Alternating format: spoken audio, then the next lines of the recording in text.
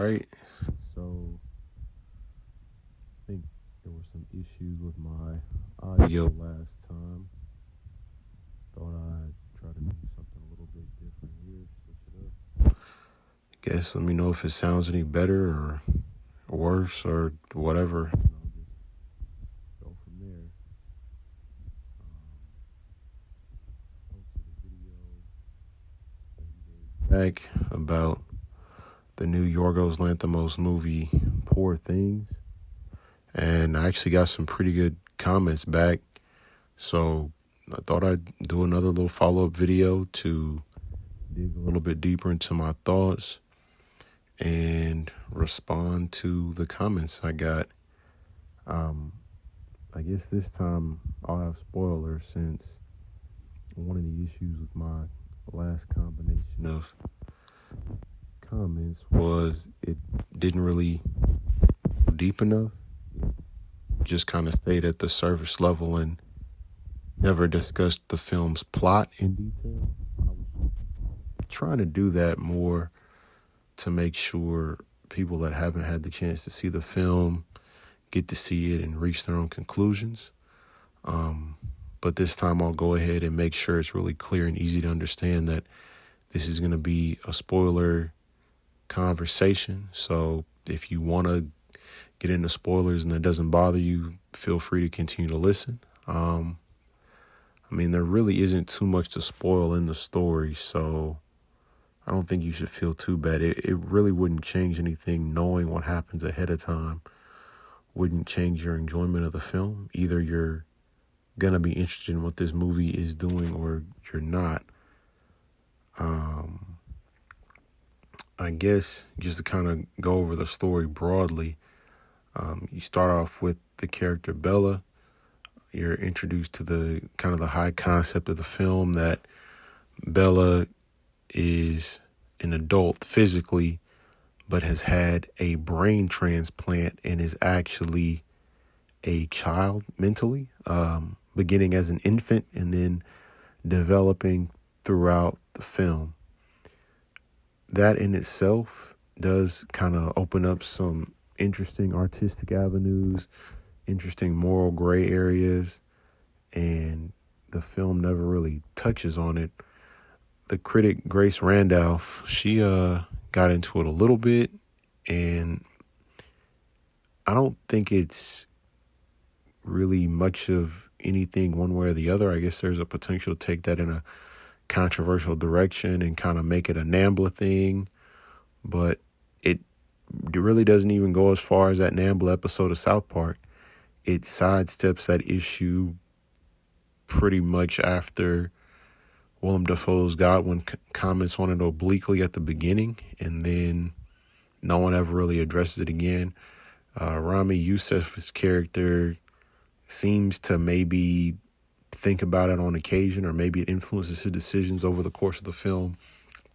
But from there, once we learn that she is half baby, half adult, we are introduced to Mark Ruffalo's character, a lawyer that is traveling and encounters Bella as he begins to make his way across the European continent. And then he manages to convince Bella to come along with him on his trip, even though she has agreed to marry Rami Youssef's character, the assistant to Willem Dafoe's doctor that functions as an Igor to Willem Dafoe's Dr. Frankenstein. And I guess that would be the easiest comparison to another film would be Frankenstein. But in this film, Frankenstein's monster has a different level of sentience and has a different kind of interaction with regular humans. There is, I guess, an interesting parallel in how they're treated and how regular adult humans react to both of them. They do have kind of a similar freakish gait and some antisocial interactions with other humans.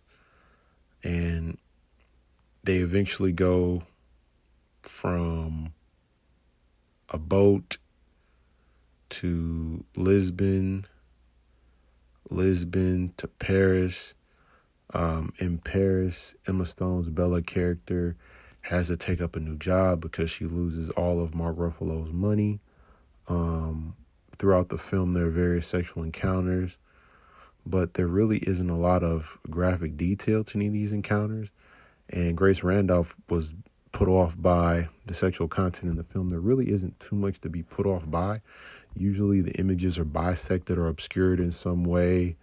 Also, actors tend to use body doubles for these scenes, so there's really nothing too racy going on. I mean, you could argue that what Jennifer Lawrence did in No Hard Feelings was about as funny and made as much of an impact on that film as what Emma Stone's doing here does for Poor Things. Kind of abruptly towards the end of Poor Things, it takes another turn, or maybe its first turn, kind of in my view. And we go from kind of this road hopping Odyssey movie into a return back to Godwin. We do see that Bella has committed suicide, and there's an explanation for why the person that kind of put her in that position originally returns, and there's kind of a role reversal there as well. So yeah, that's kind of a general overview, not going too deep in, but basically just the gist is she is created, leaves, returns, and ends up facing her abuser. I guess it's kind of an interesting arc because you could argue that Godwin was her abuser, but I don't think the film ever really touches on any type of abuse or what that could mean for the lead character psychologically. I think she just is meant to absorb everything, and the encounters that she is a part of or witnesses all kind of roll off of her back like a duck. I don't know really what you're supposed to take away from the film overall. I think that'd be my biggest source of confusion, but the comments I got were pretty good. So now that I went over the storyline vaguely, I guess I can get more specific as I talk about the comments that I got. The first piece of the comment was calling the movie trash is incredibly dense. I guess in response to that, I would have to say I'm not coming at it from a dense place or from a reductive place. I think I'm just literally saying what would best describe it. I think the concept could have been handled in a way that makes it art, but I believe the concept wasn't handled with any kind of depth or nuance or any kind of art. I think it was just trading in on the shock value of a well-known Hollywood celebrity being naked in a film, and I really don't think there was much more to any of the scenes involving nudity than that. There wasn't really any kind of a conversation around what was happening. I think everything that went on was very surface level, and I definitely don't understand what morally or philosophically or ethically or spiritually, metaphorically, we're supposed to really get from Poor Things. I think everything that you need to understand about the film is right there on the surface and is right there on a first viewing and is really right there in my summary of the story. There's nothing additionally to draw out of the film. There were some pretty interesting sets. I guess that will kind of go down later in my things I liked about the movie. But yeah, I mean, overall, I guess trash is a shorthand for just saying pandering or ill-advised or just not very well thought out, not well executed. I think there were ways to get the points across that Poor Things was trying to make with more specificity, and in a way that challenges the audience more. I think that's my knee-jerk reaction to the film and why I called it trash. I feel like it could have just challenged audiences more. I don't think it did anything to challenge the people that want to go watch the movie or the people that find it interesting. The next point was, have I seen Yorgos Lanthimos' other movies? Yes, I have seen The Lobster. I've also seen Killing of a Sacred Deer. I like both of those movies. I think they're both much better than Poor Things. And I think the reason why goes back to my first video. Typically, Yorgos is a much meaner director. Meaner as in a more accurate filmmaker, more specific, someone that can more accurately capture the human experience, human behavior. I think Dogtooth touches on this too. There are levels of manipulation, deception, self-deception, delusion that go on in people's lives, that go into relationships with other people, and don't feel like those same layers and relationship dynamics and nuances are brought up in Poor Things. I think Dogtooth accomplishes a lot of the same things as this movie and accomplishes them in a much better way, faster, more visually compelling way, a way that has a little bit more depth and more nuance to it, in a way that keeps you guessing, that kind of shifts the tone in different ways, that puts you on edge and makes you uneasy for the duration of the film. So yeah, I have seen his other movies. I like them a lot.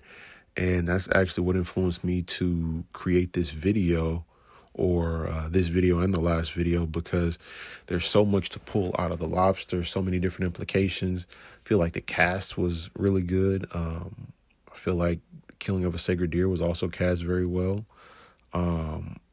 And there was a change in the way Yorgos used dialogue.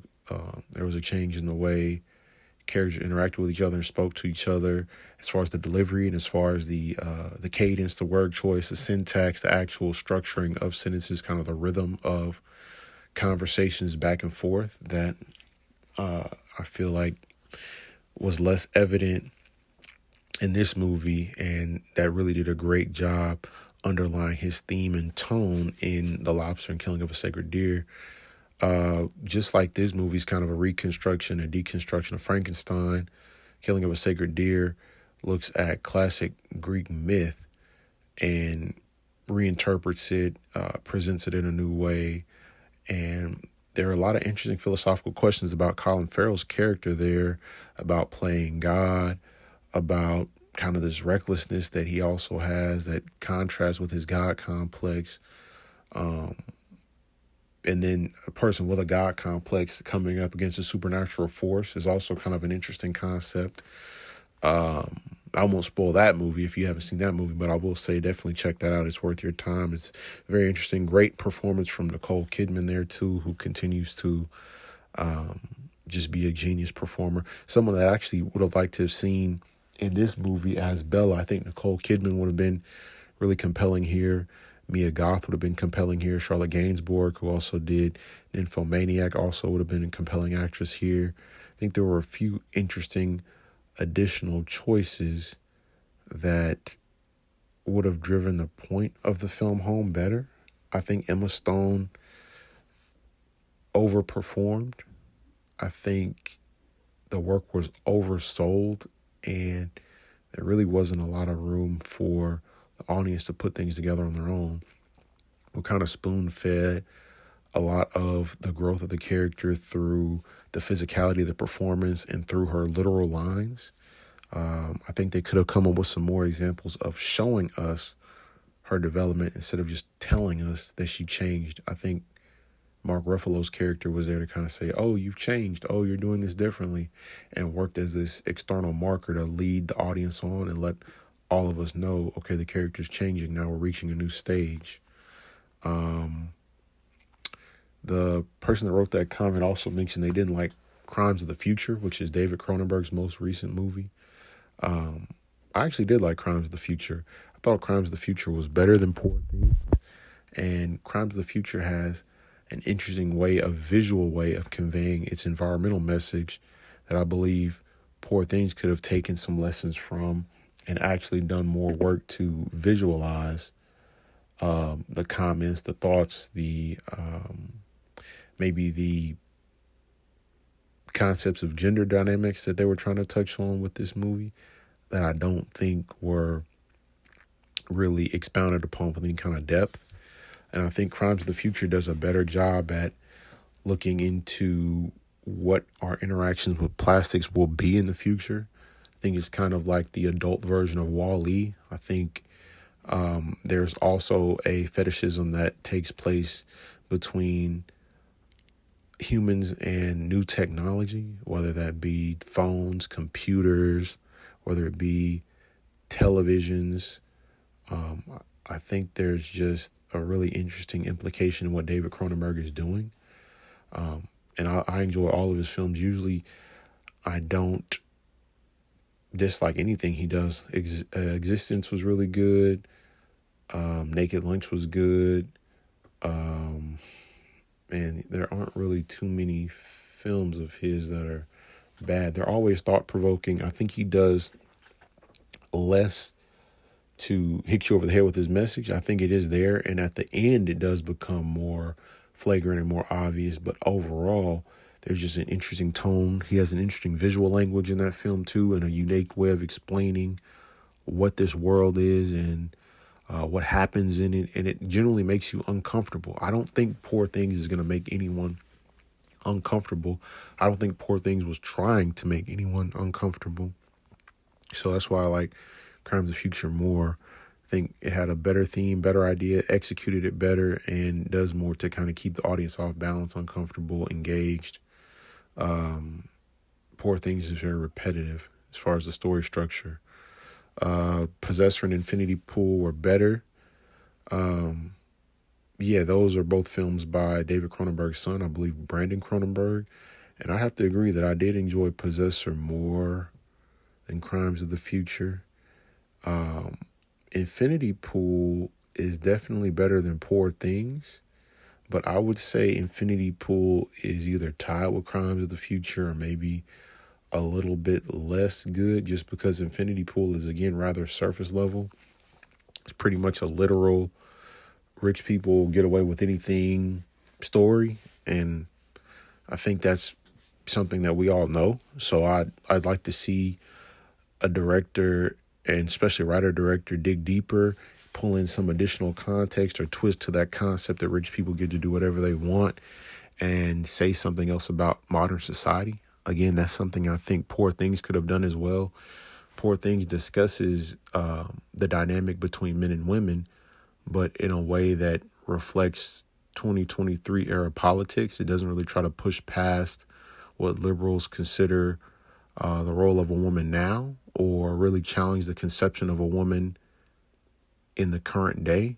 It really just challenges Victorian era standards of female interaction with men, and I don't think that's groundbreaking. I think we all agree women should have agency and have the freedom to do what they want with their bodies when they want. So I don't know what the purpose of Poor Things was, or what it's teaching, what we're learning from it, what it's doing that's imaginative or groundbreaking.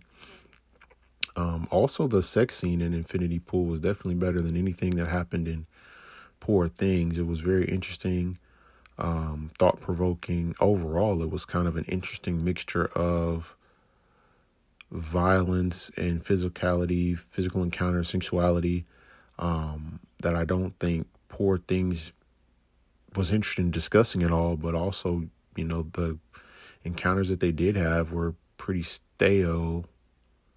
Really wasn't anything. There was also a very weird scene in Poor Things with Bella, a father and his children. I'll leave it at that, but I don't know what I was supposed to get from that. It was very off-putting, and another one of those things that seems like the critics just kind of hand-waved away, but was very odd to go back and reflect on, and was kind of presented uncritically, and really didn't seem to make much of a difference thematically one way or another. Also, the same commenter mentioned that I took away a lot of nothing from the film, and I think that was my problem. I think that's why I felt like it was trash. I didn't know what I was supposed to be taking away from it. The film wasn't offensive, wasn't especially fascinating, stimulating. It wasn't necessarily bad. It wasn't like a badly made film, a low rent film, cheap looking. But it just had no real core. It wasn't disagreeing with the audience, making the audience uncomfortable, making the audience think, presenting the audience with any new ideas. I don't think that was really something that was just on me. I think if you look up The Ringer, the pop culture review site, The Ringer, there was a review there that pretty much backs up everything I was saying, and that way you can see I'm not just picking on the movie or trying to say the opposite of all the critics just to say the opposite. The comment also said it just didn't meet my standards. I would say the film didn't meet the standards it set for itself. I don't think there were any real standards met based on the subject matter. I think when it comes to Todd Solondz and his movie Happiness, he tackles the same topics head on. It's much funnier. It's much darker. It's much meaner. I would say that movie is much better overall. The subject matter could also be found, or the themes in the same subject matter could be found in The Skin I Live In by Pedro Almodovar. That's another movie that was great that tackles similar subjects. Y Tu Mama Tambien. That was another one, Alfonso Cuarón, that tackles similar subjects and much more interesting, more thematically dense, a little bit more nuanced, more vague, more open to interpretation, more thought-provoking. It sticks with you more after you watch it.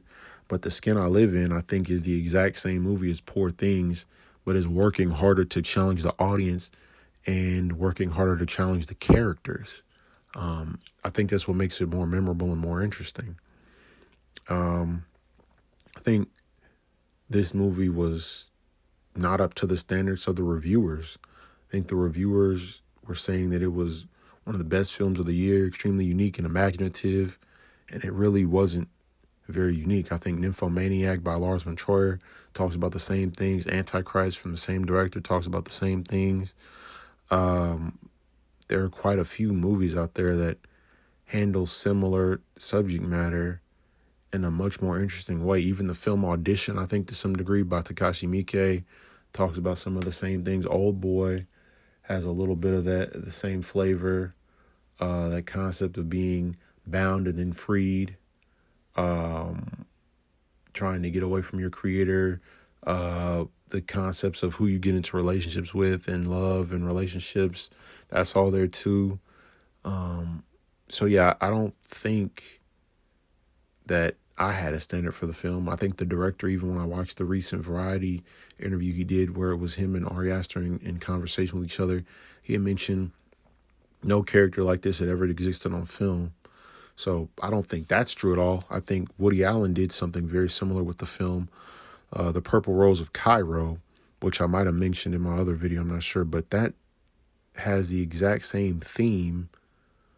It jumps from black and white to color the same way, and then back from black and white back to color. And thematically it's almost a one-to-one comparison, but that movie was much better because, again, it challenges the audience. I think the ending is much better. I think the ending is really powerful and it sits with you. And I think that movie's light tone really becomes more dark and more sick and more disturbing as you reflect on it after you watch it.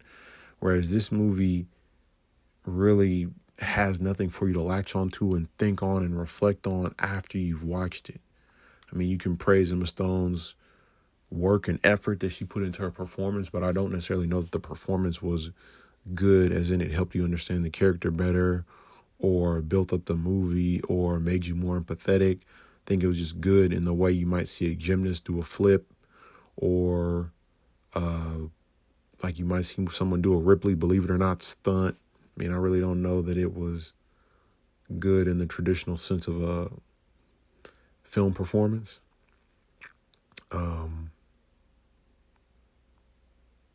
Okay, there was also the point from another person that left me a comment. They wanted a better idea of what I expected from the film and how it fell short. I was expecting something along the lines of Killing of a Sacred Deer, along the lines of The Lobster. I was expecting something along the lines of The Skin I Live In, Nymphomaniac, Belle. I don't know if you guys have seen Benedetta by Paul Verhoeven. And I'm sorry, it wasn't Belle, it was Elle. So Elle by Paul Verhoeven and Benedetta by Paul Verhoeven. Again, both films thematically deal with tough subjects. Benedetta is more close to what happens in Poor Things. Both of those films were great, excellent movies, grade A. Paul Verhoeven, one of my favorite directors, and definitely worth your time if you have never seen either of those movies. Please go check out Elle and then go check out Benedetta, and then look at Poor Things and see if you understand what I'm saying as far as the depth of those movies, the implications of those movies, the artistic symbolism, the metaphors in the performances and in the scripts themselves, and the visuals, and the settings of where those stories take place. There's a lot to pull from both of those films, and they're incredibly dense. There's a lot of really powerful imagery and symbolism, especially in Elle, when you reflect back on Elle. Which is also a book adaptation too, so maybe even a better comparison to look at when you're looking at Poor Things and things that didn't work with Poor Things that did work with Elle. So I guess what I was looking for was just a film that challenged me or was thought-provoking in some way or made me uncomfortable in some way. But the movie is a fairly standard softcore version of The Wizard of Oz. I don't think Poor Things is really going to challenge anyone. I mean, maybe if this is your very first time ever encountering a movie that has nudity or deals with more adult themes. But if you've watched, Bong Joon-ho's movies, Paul Thomas Anderson's movies, the Coen brothers, pretty much any Ridley Scott, Brian De Palma. I think Brian De Palma would be a good comparison here. If you've seen a Brian De Palma movie, this is on that level. It's not especially deep. But yeah, I think Body Heat was a great movie. That also kind of went noir, didn't really go the same direction as Poor Things, but has that physical content, sensual content, and still made for a very compelling film, interesting thriller. Basic Instinct, also by Paul Verhoeven, kind of interesting, kind of morally gray. So yeah, that's what I was looking for, something morally gray, something more challenging, something like Todd Solondz with Happiness, something darker and meaner and stranger, more blunt, maybe even like Funny People. It fell short of that because it just didn't go for broke. It wasn't mean. It could have gone for the jugular and maybe confronted us with a concept of being a man. What if she wanted to become a man at the end of the movie? What if she just wanted male and female genitalia and didn't want to experience encounters with other humans in just one way? What if she wanted to go back and become a child? What if she wanted to take someone else's brain? What does it mean to, share a brain or share a body or, kind of in some way challenge our conception of what it is to be a human if we're starting down that path of replacing body parts and then renaming ourselves, becoming something different because we don't have the same brain? What happens if you change your eyes or your hands or feet or, what if you convince somebody else to do the procedure with you? So I think there were just more opportunities to bring in new implications and challenge the status quo of our society here in 2023 and make a comment on surgical procedures now that really just isn't there. Okay. Well, this went longer than I thought it would go, so I guess I'll kind of keep this fast now. I like I said earlier, I did listen to that Ari Aster, Yorgos Lanthimos interview from Variety earlier, and that did explain quite a bit. He did mention in that Poor Things had an intimacy coordinator, so he didn't really know going into the movie how he wanted to shoot the scenes between Emma Stone or Mark Ruffalo or any of our other partners in the movie, and you can definitely tell. I think there were more interesting ways to compose those shots, ways that could have been funnier, more visually interesting, more engaging, or even more distant, more cold. And I feel like there was a weird middle ground there, and it really didn't accomplish what I think he was trying to accomplish, and really didn't add or subtract any tension or create a rhythm in the scenes. They were also pretty short. So yeah, you could tell the intimacy coordinator definitely had influence in the movie. The film was also shot out of sequence from his description, and it was not shot on location, which is fine.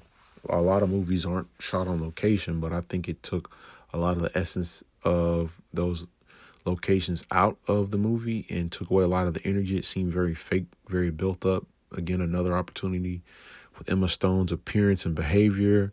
And then with the set design, we're now twice removed from the story and we're kind of at a distance. There's really no end to the movie. You're always kind of looking at it from a far distant angle. You almost look like you're looking at a fish in a fishbowl, especially with the fisheye lens as well. So there's always this sense of a big gap or a void between us as a viewer and the film. The film was shot out of sequence, so there really wasn't an opportunity for Emma Stone to have a natural performance that progresses over time. They sat down and mapped out all of Emma Stone's stages and the progression of her character throughout the film.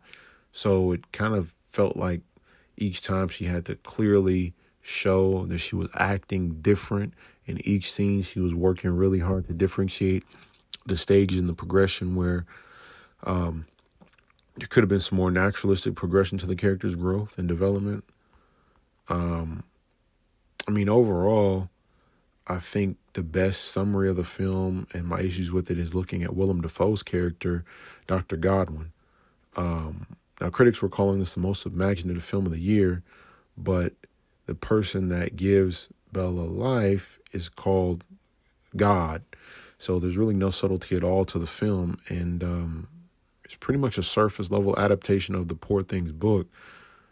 Like Zack Snyder's Watchmen was a surface-level interpretation of Watchmen.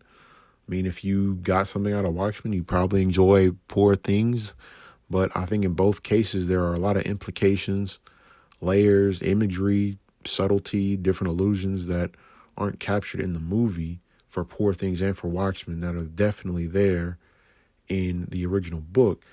And from what I understand, based on the Poor Things comments on other videos from people that have read the book and watched the movie and are Scottish, there is also a metaphor in the story of an infant brain going into an adult the same way Scotland was kind of subsumed by Britain as a whole.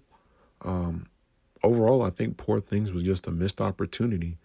There was a lot of great visual language, a lot of great cinematography, some great costume design.